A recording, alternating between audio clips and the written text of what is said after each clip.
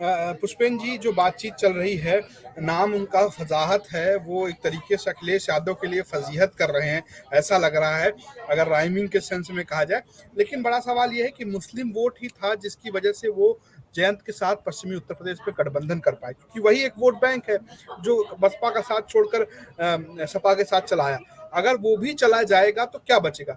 ये तो दूसरा सवाल है। पहला सवाल ये कि क्या आपको लग रहा है कि आजम खान या आजम खान के कैंप की नाराजगी की वजह से मुस्लिम वोट सपा का साथ छोड़ सकता है? अखिलेश यादव से नाराजगी है, क्या आपको जमीन पर भी नाराजगी दिख रही है उसमें जी?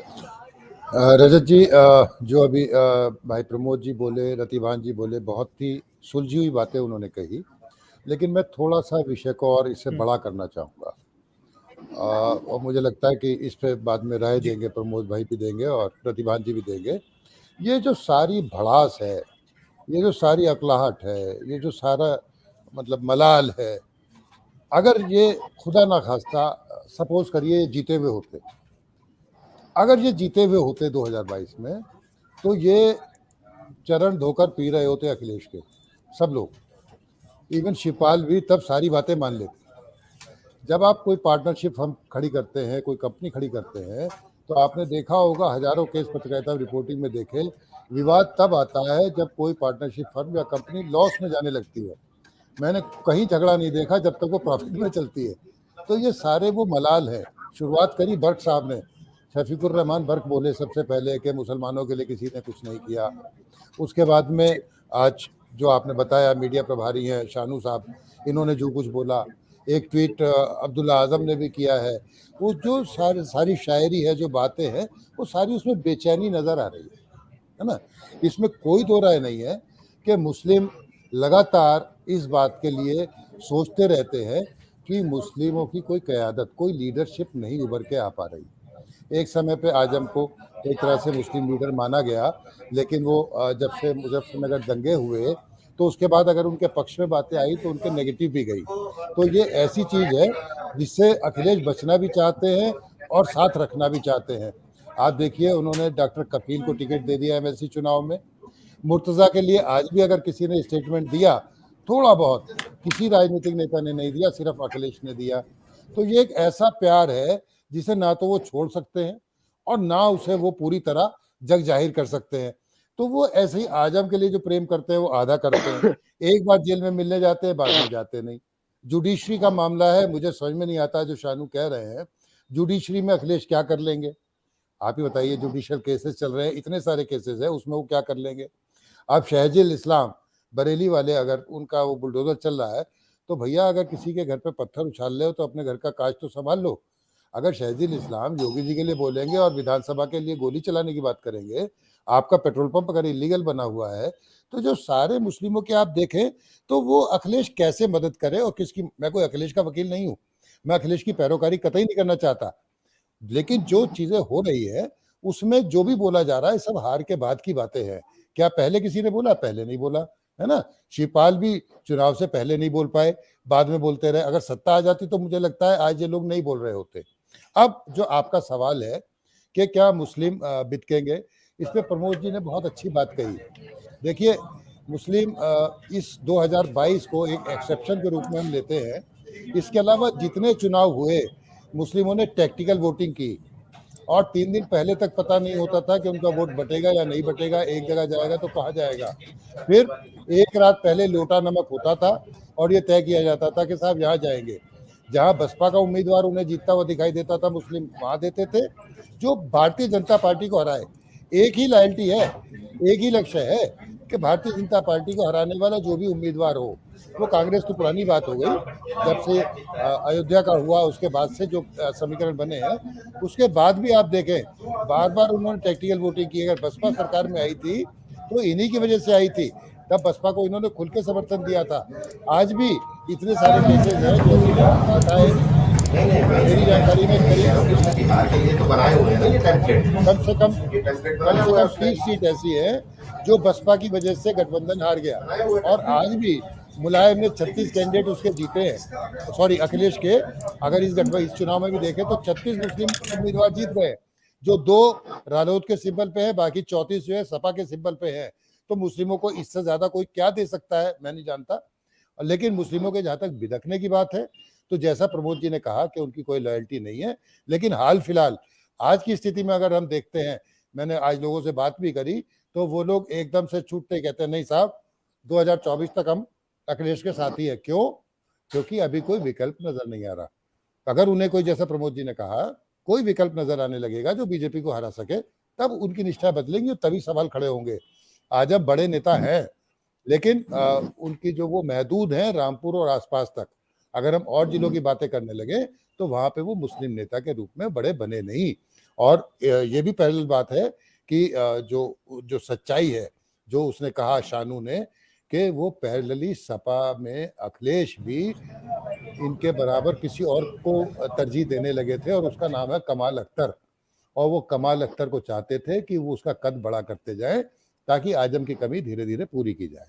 तो हाल फिलहाल में आज की बात करें तो मुस्लिम सपा से या इनके बयानों से अभी अलग होने वाला नहीं है। अपनी बात जरूर वो कह रहे हैं, जो भड़ास है, जो पछतावा है, या ये है कि किस तरह सारा ताकत लगा दी थी, इस बार एक ही जगह वोट डाला फिर भी हार गए, सत्ता नहीं मिल पाई, ये सारी उसकी भड़ास और उसका पछतावा मुझे लगता है। बाकी प्रमोद जी है, रतिभान जी है, वो भी अपनी बातें कहेंगे। जो मेरा विचार है वो ये है कि वो अभी कहीं जाने वाले वैसे है नहीं।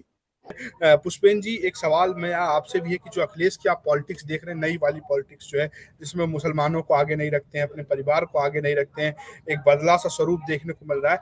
क्या वो आजम खान के इस बयान पर भी तो कोई बयान तो आया नहीं, तो मुझे नहीं लगता कि वो कुछ एड्रेस करेंगे इसको। आपको क्या लग रहा है कि ये पॉलिटिक्स अखिलेश को आगे ले जाएगी या फिर वो गलती कर रहे हैं? पुष्पेन जी।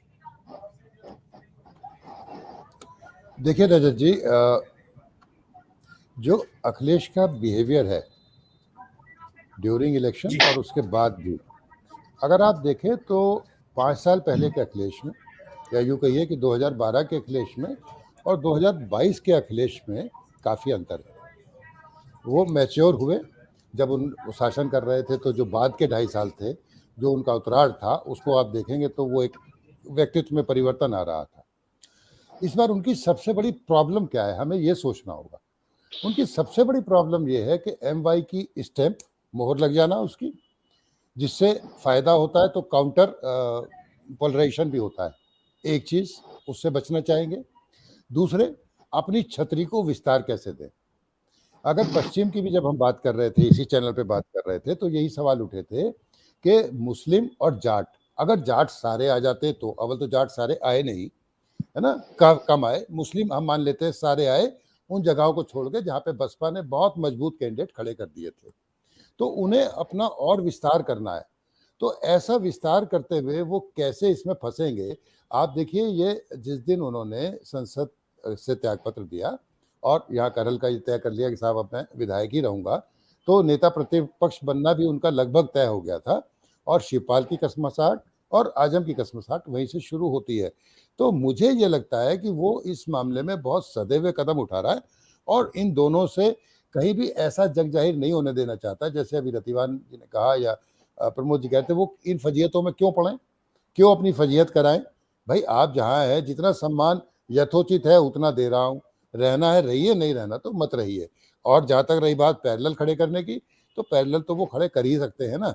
जैसे अहमद हसन का नाम रतिवान ने लिया, मैं आपको बता रहा था कि कमाल अख्तर को उभारना चाहते हैं, और भी ऐसे कई नाम हैं जिनको मुस्लिम लीडरशिप के रूप में उभारना चाहेंगे। और अखिलेश के सामने चुनौती यही नहीं है कि और जातियां जुड़े। मुस्लिमों की जो लीडरशिप है, जिसकी बात बार बार AMIM वाले करते हैं, ओवैसी साहब आके, तो वो ओवैसी कोई गलत बात तो करते नहीं। अगर उनका एजेंडा देखा जाए एज मुस्लिम, तो एजेंडा तो उनका ठीक है, लेकिन बात वही है कि क्योंकि मुस्लिम ये देखता है कि जीतने की स्थिति में कब आएंगे। अगर ओवैसी के कैंडिडेट जीतने की स्थिति में आने लगे और बीजेपी को हराने की स्थिति में आ जाएंगे, तो जो प्रमोद जी का मानना है वही मेरा मानना है कि तुरंत बदल जाएंगे, उधर चले जाएंगे। अखिलेश फूक फूक के कदम रख रहे हैं और मुझे नहीं लगता कि वो इन्हें एड्रेस करेंगे जैसे आपने कहा।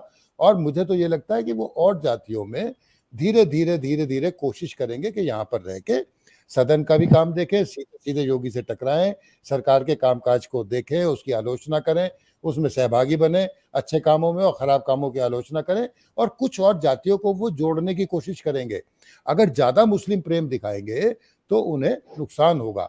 इसी डर से वो इसको बहुत खुला नहीं दिखाना चाहते। उनको भी लग पता है असलियत यही है कि उनको भी पता है कि अभी मुस्लिमों के पास ठौर क्या है, दूसरा ठिकाना तो है नहीं, है ना। अगर बसपा पैरेलली मजबूत हो जाती तो जरूर चिंता का विषय होता, और तब वो भी मुखर होते, मायावती भी मुखर होती, ये भी मुखर होते। तो इसलिए जब तक दोनों ही मुखर नहीं होंगे, जब तक इन्हें और कोई विकल्प नहीं होगा। अभी मुस्लिमों पे, जैसा मैंने पहले भी कहा था, और कोई विकल्प हाल फिलहाल में नहीं दिखाई दे रहा, तो तब तक वो सपा के साथ ही रहेंगे, और ऐसी कोई लीडरशिप नहीं है जो सारे मुस्लिमों को शिफ्ट कर दे कहीं और। तो जब तक ये चीजें चलेंगी तब तक अखिलेश का बिहेवियर यही रहेगा। पर चूंकि पुष्पेंद्र जी उधर पश्चिम की राजनीति को समझते हैं, जो मैंने ये बात कही उसमें कहां तक सहमत है पुष्पेंद्र जी? जी पुष्पेंद्र जी। देखिए, जो प्रमोद जी ने कहा बिल्कुल मैं आपसे सहमत हूँ। एक और बात इसके साथ जुड़ती है, इफ कोई भी हो, if somebody is taken for granted, तो आपकी वैल्यू कम हो जाती है, और टेकन फॉर ग्रांटेड हो रहे हैं आप इस समय, है ना, तो उनकी वैल्यू अपने आप कम हो गई है। अब इसमें जैसे आपने जेबी कृपलानी जी वाला उदाहरण दिया, ऐसी एक और बड़ी दिलचस्प बात आपको बताता हूँ। जो शामली जिला मुजफ्फरनगर से हटके बना, और कैराना, मुजफ्फरनगर सारा जो है, यहाँ पर जब हम पहले चुनाव में जाया करते थे और बाबू हुकुम सिंह चुनाव लड़ते थे, तो उनकी बैठक में जब हम बैठ के वोट गिन रहे थे, तो वो वोट गिन रहे थे कि इतने गुर्जर, इतने ठाकुर, इतने राजपूत, ये सारी बिरादरी, वो ऐसे गिन रहे थे। तो हमने कहा साहब इतनी कहाँ से आ गई? तब ये राज खुला कि वो वहां पर राजपूत मुसलमान हो या राजपूत हिंदू हो, वो राजपूत था, और सारी जो गिनती हो रही थी वो इस तरह से हो रही थी, यानी कि मुसलमानों में भी कोई ऐसी प्रतिबद्धता नहीं थी कि साहब ये वहां जाए, सारे मुसलमान एक जाएंगे ना। गुजर अलग देते थे, और जो भाट जिन्हें हम रांगड़ कह देते हैं वो अलग देते थे, बाकी सब लोग अलग अलग देते थे। तो जो संभल में भी आप बता रहे, उस समय की सोच जो है ना वो अलग थी। अब सोच बड़ी संकुचित हो गई, और संकुचित हो गई तो इसलिए आप टेकन फॉर ग्रांटेड हो गए। टेकन फॉर ग्रांटेड हो गए तो इतना ही मिलेगा, बल्कि मैं तो कह रहा हूँ जितने टिकट मिले और जितने जीते, ये संख्या कोई कम संख्या नहीं है, जितना बिल्कुल बड़ी संख्या है, बड़ी संख्या है ना। तो टेकन फॉर ग्रांटेड भाई, आपका और हमारा दुर्भाग्य क्या है? हम लोग चर्चा करते हैं, जब चुनाव से पहले आकलन करते हैं तो जातिवार करने लगते हैं। हम ये कब छूटेगा कि हम जातिवार आकलन करना छोड़ें और मुद्दों पे बात करें और मुद्दों की वोटिंग करने लगे? तभी तो हम परिपक्वता की तरह हम भी बढ़ेंगे ना, हमारा लोकतंत्र भी। तो वो चीज नहीं आ पा रही है।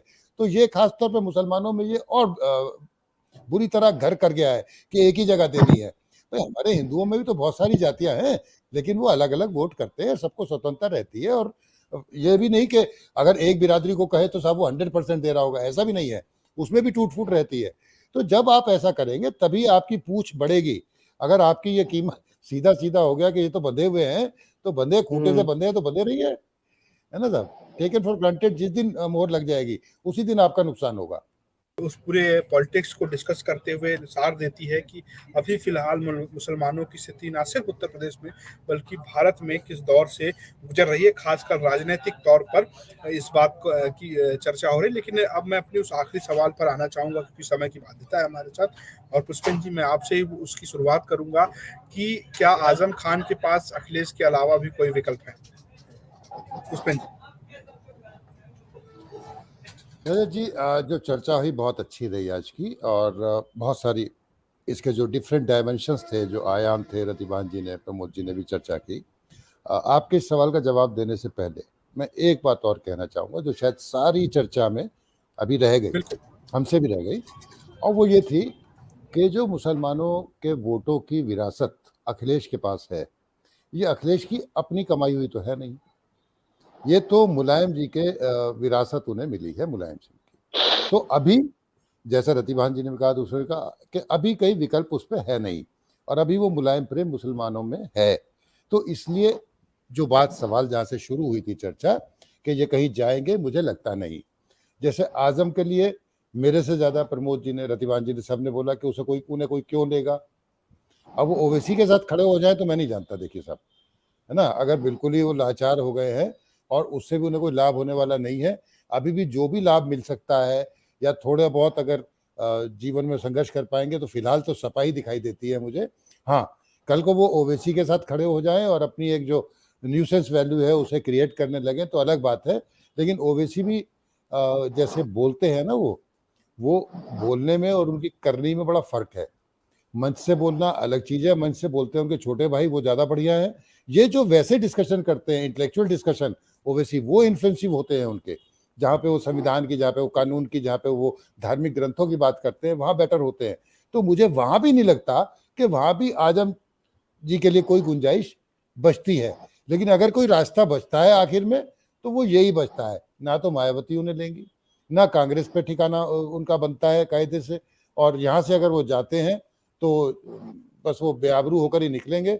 और ज़्यादा से ज़्यादा अगर एक रास्ता बचता है तो शायद प्रमोद जी और रतिभान जी भी सहमत हो जाएंगे, वो ओवैसी का घर बचता है, अगर ओवैसी कुछ समय के लिए उनका उपयोग कहीं करना चाहे 2-4 सीटों पे तो। बिल्कुल। यही सवाल प्रमोद जी आपसे भी है कि क्या कुछ विकल्प दिख रहे हैं आपको आजम खान के लिए? नहीं नहीं, बिल्कुल पुष्पेंद्र जी ने बिल्कुल सही बात कही। मुझे नहीं लगता है कि उनका लेकिन जो पुष्पेंद्र जी ने कहा कि वो ओवैसी साहब के साथ, मुझे लगता है कि दोनों टक्कर के हैं। इसलिए मतलब मुझे नहीं लगता है वो उनकी फितरत से वाकिफ है और वो इनकी फितरत से वाकिफ है।